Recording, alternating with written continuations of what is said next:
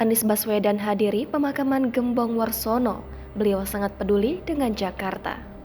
Perasaan sedih dan merasa kehilangan dirasakan Anies Baswedan kala mengantar jenazah Ketua Fraksi PDIP DPRD DKI Jakarta, Gembong Warsono ke pemakamannya.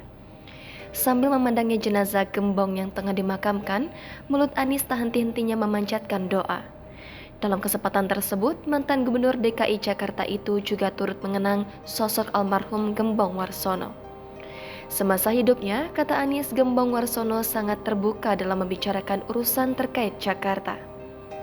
Dia orang yang jujur dengan pikirannya, loyal dengan kebijakan partai, tapi juga luas begitu berkomunikasi dan menjaga silaturahmi, kata Anies kepada wartawan di TPU Tanah Kusir pada Sabtu 14 Oktober hari ini. Selama dirinya menjabat sebagai Gubernur DKI Jakarta, lanjut Anies, komunikasinya dengan Gembong masih berjalan. Meski Gembong merupakan orang yang sangat kritis terhadap kebijakan yang dibuat Anies untuk Jakarta, namun hal tersebut merupakan implementasi bahwa Gembong Warsono ingin DKI Jakarta menjadi lebih baik. Gembong Warsono merupakan seorang politikus Indonesia yang kini menjadi Ketua Fraksi PDI Perjuangan DPRD DKI Jakarta. Pria kelahiran 8 Juni 1963 tersebut selama ini dikenal sangat keras mengkritik Anies Baswedan saat menjabat sebagai Gubernur DKI Jakarta, terutama dalam penanganan banjir.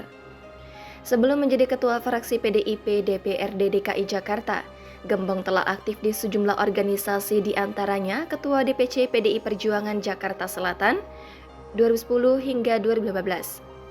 Wakil Sekretaris Bidang Internal DPD DKI Jakarta 2005 hingga 2010, Sekretaris DPC PDIP Jakarta Selatan dan Dewan Kota Jakarta Selatan.